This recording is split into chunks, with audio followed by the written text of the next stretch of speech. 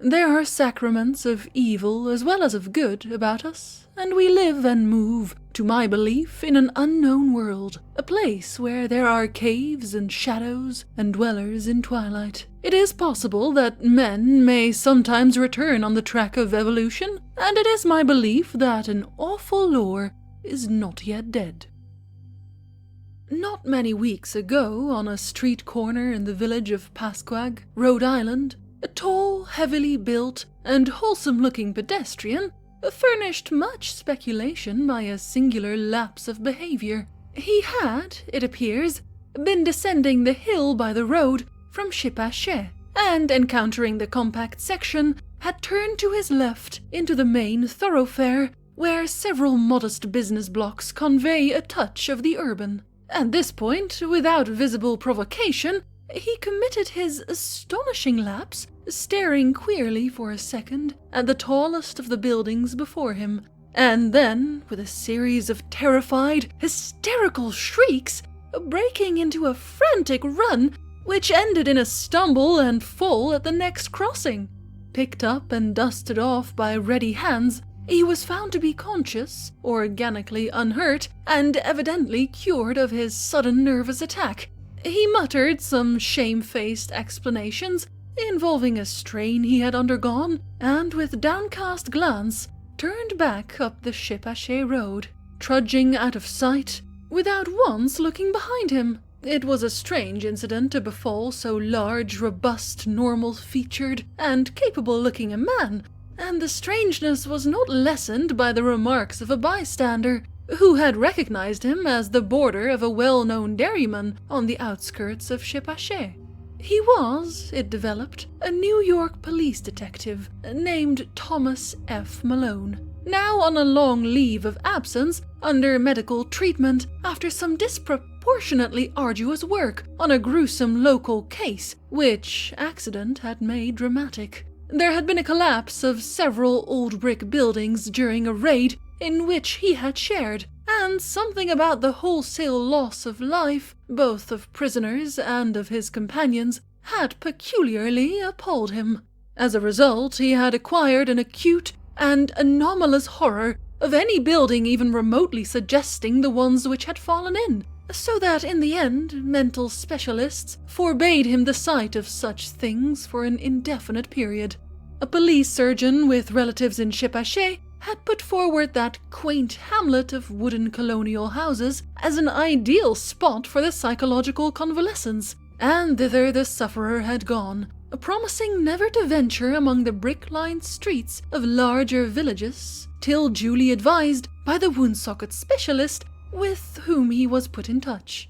This walk to Pasquag for magazines had been a mistake, and the patient had paid in fright, bruises, and humiliation for his disobedience. So much the gossips of Shipachet and Pasquag knew, and so much, also, the most learned specialists believed. But Malone had at first told the specialists much more, ceasing only when he saw that utter incredulity was his portion. Thereafter he held his peace, protesting not at all when it was generally agreed that the collapse of certain squalid brick houses in the Red Hook section of Brooklyn, and the consequent death of many brave officers, had unseated his nervous equilibrium. He had worked too hard, all said, in trying to clean up those nests of disorder and violence. Certain features were shocking enough, in all conscience, and the unexpected tragedy was the last straw. This was a simple explanation, which everyone could understand, and because Malone was not a simple person, he perceived that he had better let it suffice. To hint to unimaginative people of a horror beyond all human conception, a horror of houses and blocks, and cities leprous and cancerous, with evil dragged from elder worlds, would be merely to invite a padded cell instead of a restful rustication. And Malone was a man of sense despite his mysticism. He had the Celt's far vision of weird and hidden things, but the logician's quick eye for the outwardly unconvincing, an amalgam which had led him far afield in the 42 years of his life, and set him in strange places for a Dublin University man born in a Georgian villa near Phoenix Park. And now, as he reviewed the things he had seen and felt and apprehended, Malone was content to keep unshared the secret of what could reduce a dauntless fighter to a quivering neurotic. What could make old brick slums and seas of dark, subtle faces a thing of nightmare and eldritch portent. It would not be the first time his sensations had been forced to bide uninterpreted. For was not his very act of plunging into the polyglot abyss of New York's underworld a freak beyond sensible explanation? What could he tell the prosaic of the antique witcheries and grotesque marvels, discernible to sensitive eyes amidst the poison cauldron where all the varied dregs of unwholesome ages mix their venom and perpetuate their obscene terrors? He had seen the hellish green flame of secret wonder in this blatant, evasive welter of outward greed and inward blasphemy, and had smiled gently when all the New Yorkers he knew scoffed at his experiment in police work. They had been very witty and cynical, deriding his fantastic pursuit of unknowable mysteries, and assuring him that in these days New York held nothing but cheapness and vulgarity. One of them had wagered him a heavy sum that he could not, despite many poignant things to his credit in the Dublin Review, even write a truly interesting story of New York lowlife. And now, looking back, he perceived that cosmic irony had justified the prophet's words, while secretly confuting their flippant meaning. The horror, as glimpsed at last, could not make a story. For like the book cited by Poe's Germany authority, es lässt sich nicht lesen, it does not permit itself to be read. To Malone, the sense of latent mystery in existence was always present. In youth he had felt the hidden beauty and ecstasy of things, and had been a poet, but poverty and sorrow and exile had turned his gaze in darker directions. And he had thrilled at the imputations of evil in the world around. Daily life had for him come to the phantasmagoria of macabre shadow studies, now glittering and leering with concealed rottenness, as in Beardsley's best manner, now hinting terrors behind the commonest shapes and objects, as in the subtler and less obvious work of Gustave Doré. He would often regard it as merciful that most persons of high intelligence jeer at the inmost mysteries. For, he argued, if superior minds were ever placed in fullest contact with the secrets preserved by ancient and lowly cults, the resultant abnormalities would soon not only wreck the world, but threaten the very integrity of the universe. All this reflection was no doubt morbid, but keen logic and a deep sense of humor ably offset it.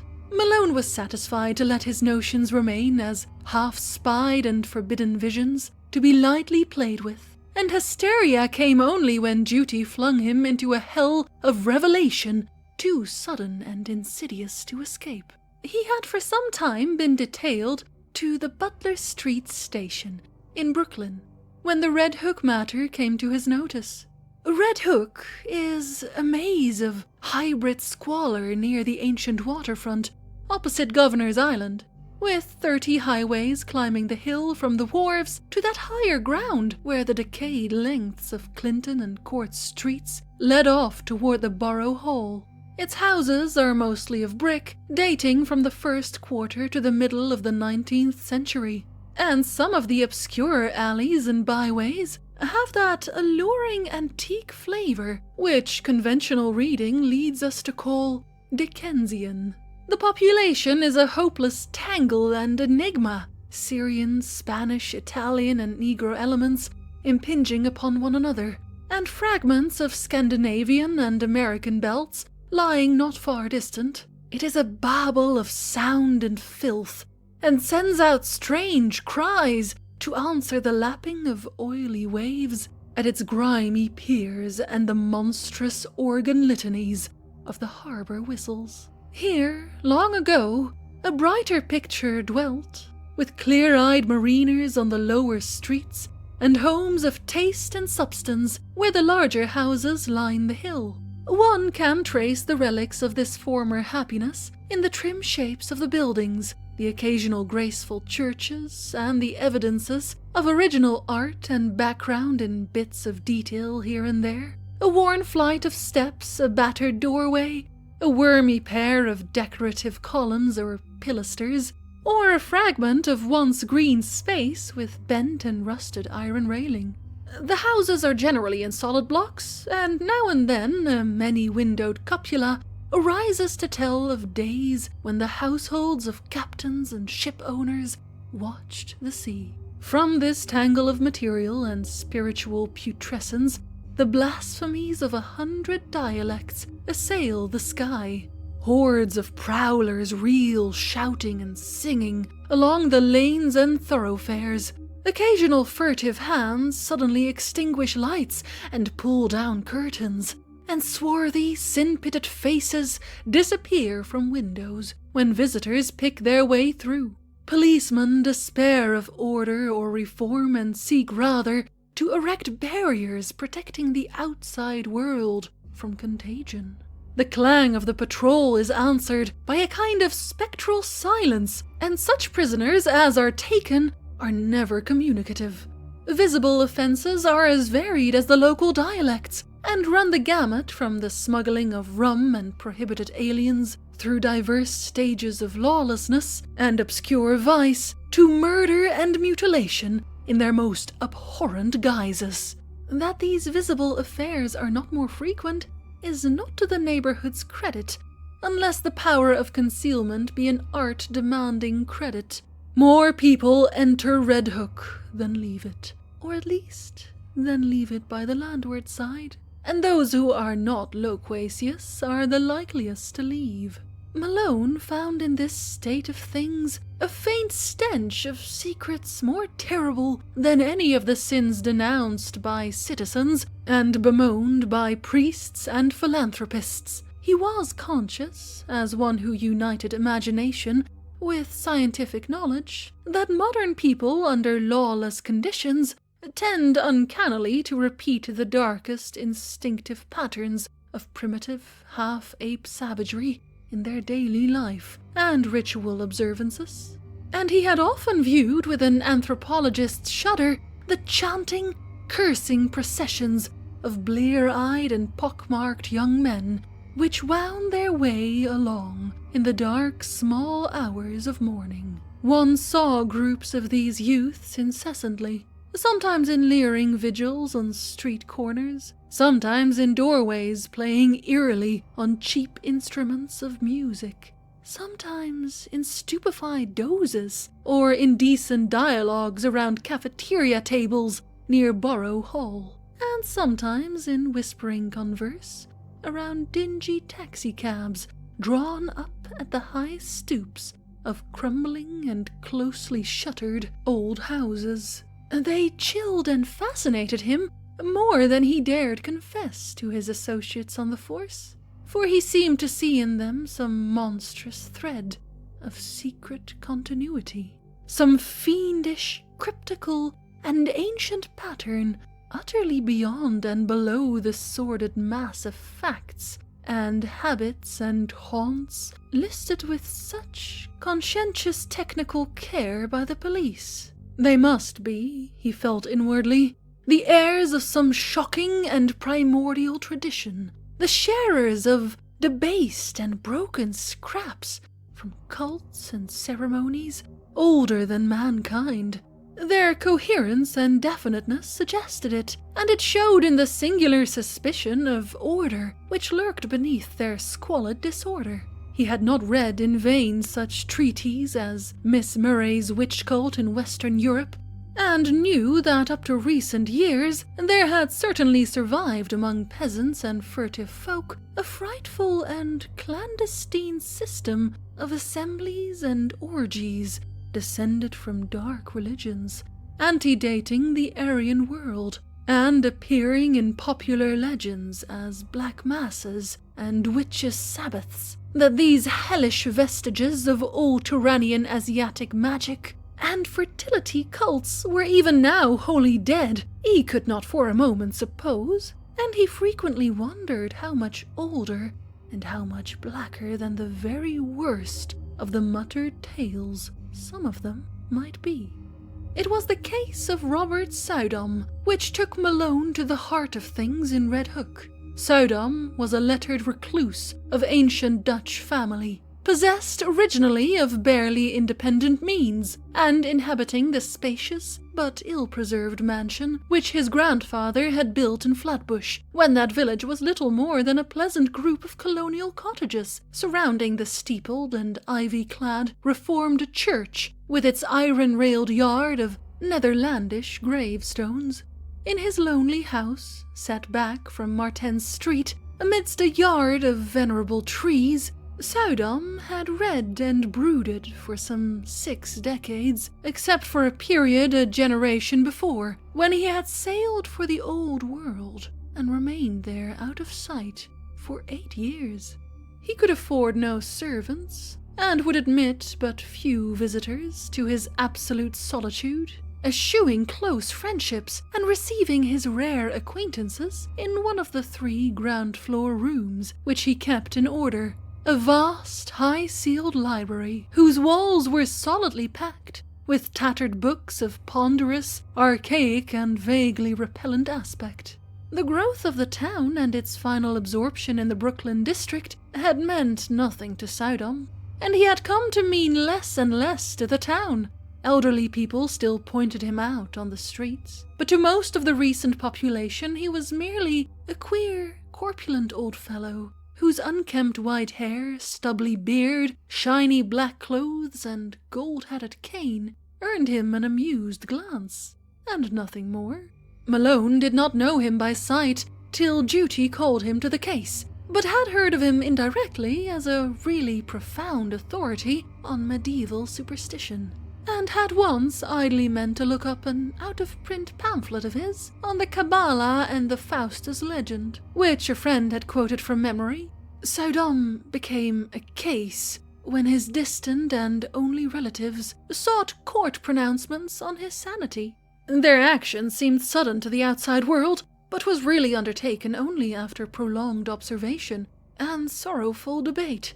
It was based on certain odd changes in his speech and habits, wild references to impending wonders, and unaccountable hauntings of disreputable Brooklyn neighborhoods. He had been growing shabbier and shabbier with the years, and now prowled about like a veritable mendicant, seen occasionally by humiliated friends in subway stations, or loitering on the benches around Borough Hall in conversation with groups of swarthy, evil-looking strangers. When he spoke, it was to babble of unlimited powers, almost within his grasp, and to repeat with knowing leers such mystical words or names as Sephiroth, Ashmodai, and Samael. The court action revealed that he was using up his income and wasting his principal in the purchase of curious tomes imported from London and Paris, and in the maintenance of a squalid basement flat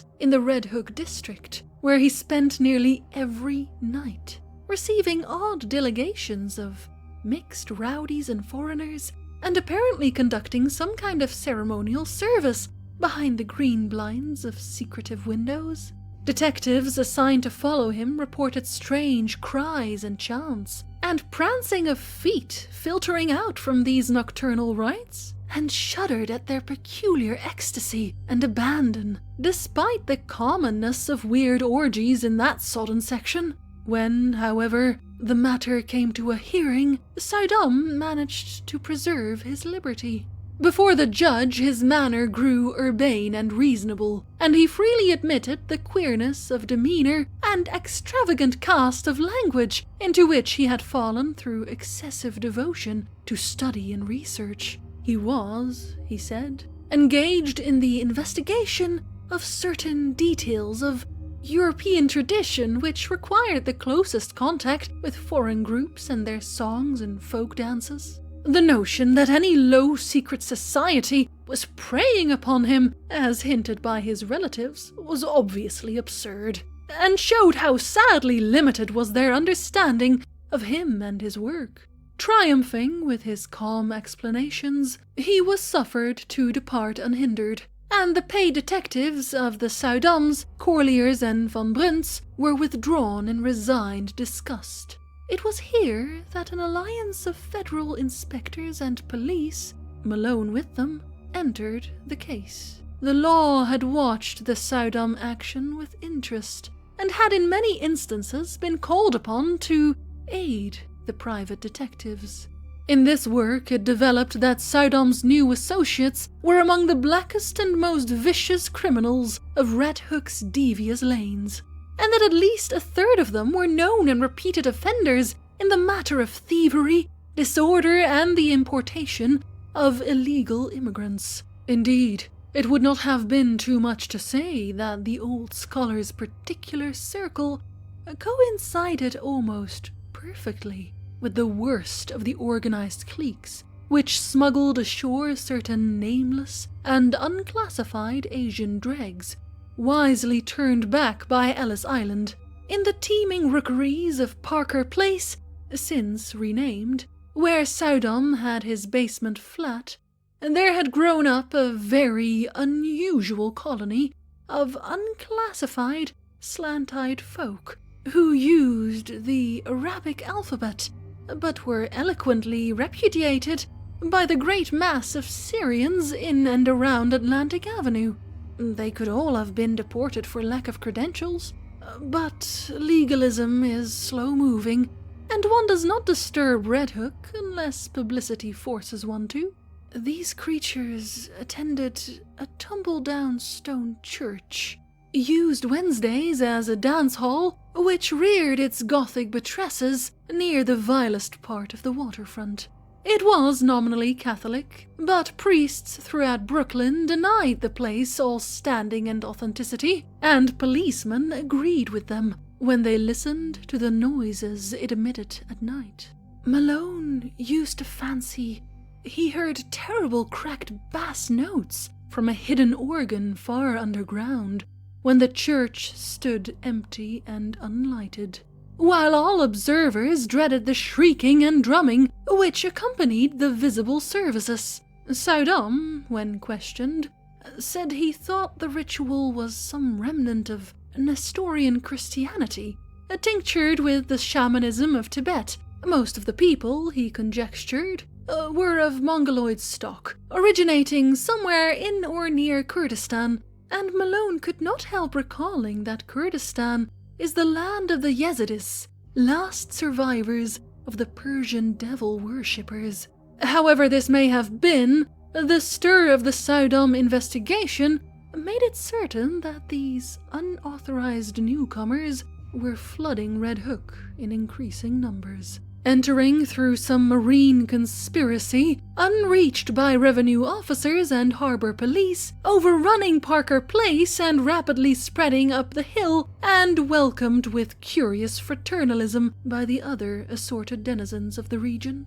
Their squat figures and characteristic squinting physiognomies, grotesquely combined with flashy American clothing, appeared more and more numerously among the loafers and nomad gangsters of the Borough Hall section, till at length it was deemed necessary to compute their numbers, ascertain their sources and occupations, and find if possible a way to round them up and deliver them to the proper immigration authorities. To this task Malone was assigned by agreement of federal and city forces, and as he commenced his canvass of Red Hook, he felt poised upon the brink of nameless terrors, with the shabby, unkempt figure of Robert Soudam as arch-fiend and adversary.